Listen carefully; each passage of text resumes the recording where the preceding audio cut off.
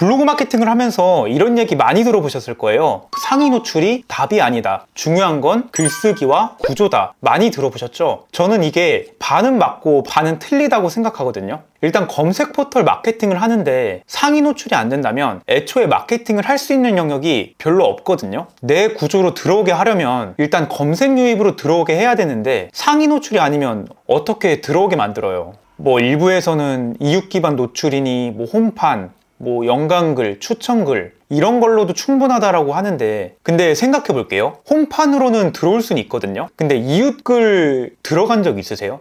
연관글, 추천글은요? 아마 없으실 거예요. 검색 포털에서 메인이자 효율이 가장 많이 나오는 건 검색 유입입니다. 검색하는 사용자가 구매 전환이 높고 그 네이버라는 매체 특성 때문에 네이버 마케팅을 하는 건데, 상위 노출이 안 중요하다 이러면은 사실 네이버 마케팅을 할 필요가 없죠.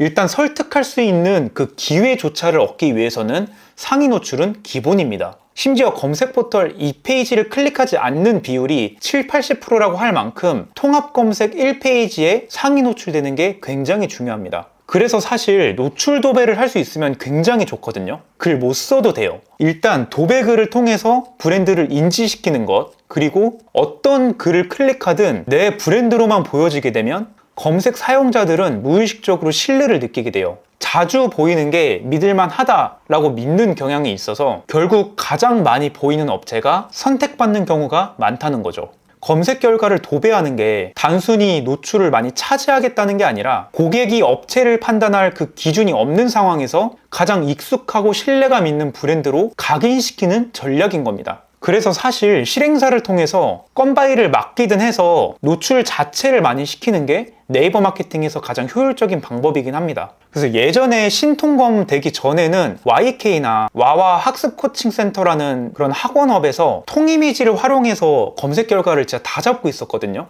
그래서 통이미지 붙이고 아래에는 로직글에 맞는 글을 그냥 복붙하는 형식으로 하루에 그 발행량을 때려 부었었는데요. 저는 이런 곳들이 네이버 마케팅을 이상적으로 잘하고 있는 곳이라고 보긴 합니다. 통이미지를 활용하면 글 쓰는 시간도 아예 안 들어갈 뿐만 아니라 효율이 보장된 콘텐츠란 말이죠. 그래서 효율은 효율대로 나오고 노출은 노출대로 되고, 이런 방법이 가장 효율적이긴 하다라는 거죠. 물론 글까지 잘 쓰면 베스트입니다. 이렇게 글 잘 써서 노출까지 시키면 좋겠지만 노출 자체가 적다라고 하면은 당연히 글이라도 잘 써서 문의하게끔 만들어야 됩니다. 제가 글을 못 써도 된다라고 해서 엉망으로 쓰지 마시고 유입 대비 전환율을 높이는 건 결국에는 글쓰기이기 때문에 글쓰기와 구조는 당연히 잘 잡아주셔야 됩니다. 근데 제가 말씀드리는 의도는 글쓰기보다는 노출 도배가 좋다라는 거예요.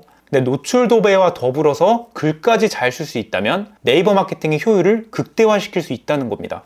그래서 글쓰기에 대한 건 다음 편에 다룰 거고요. 여러분들이 가장 궁금해 하시는 건 신통검에 대한 대응법일 거예요. 지금 지역 키워드마저도 통합 검색이 바뀌고 있죠. 근데 이걸 또 어떻게 대응해? 지금 공식력 있는 웹사이트가 이렇게 노출되고 있는데 이걸 어떻게 해야 되지? 라는 생각이 드시잖아요. 이렇게 웹문서 영역이 확대되면서 구글의 EEAT 로직, AI에 나오지 않는 찐 경험, 검색 의도를 맞춰야 한다라고 유튜브에서 많이 다뤄주시더라고요. 근데 지금 상황에서는 저는 무의미하다라고 생각을 합니다. 지금 여러분들이 검색만 해봐도 소정의 원고료, 뭐 이런 기자단이나 체험단 글, 진짜 가공조차 하지 않은 AI 글, 이런 글들이 노출되고 있는 걸 확인할 수가 있을 겁니다.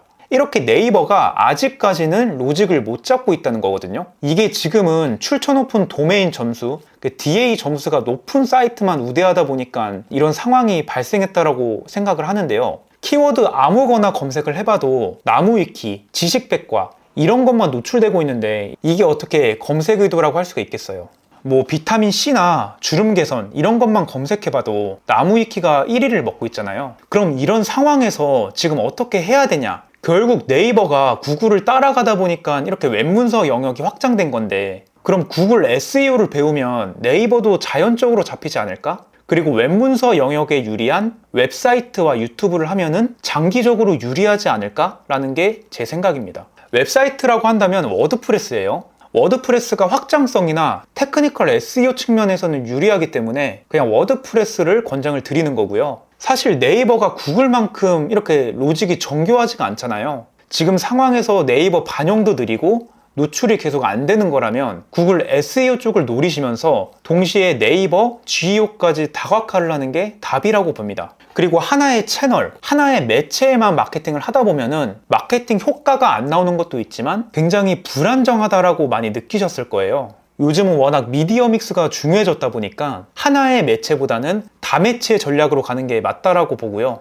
그래서 워드프레스 블로그를 쌓으시면서 이 기존 글을 재가공해서 네이버 블로그에 발행을 하는 이런 식으로 운영을 하시면 되겠습니다. 어차피 AI로 글을 재가공할 거라서 시간이 많이 투자되는 건 아니거든요.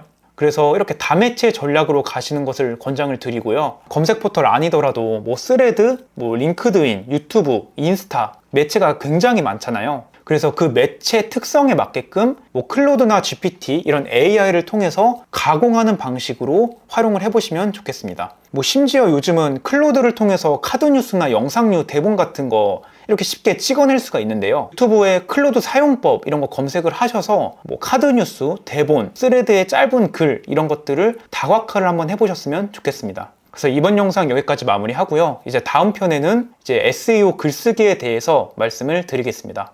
감사합니다.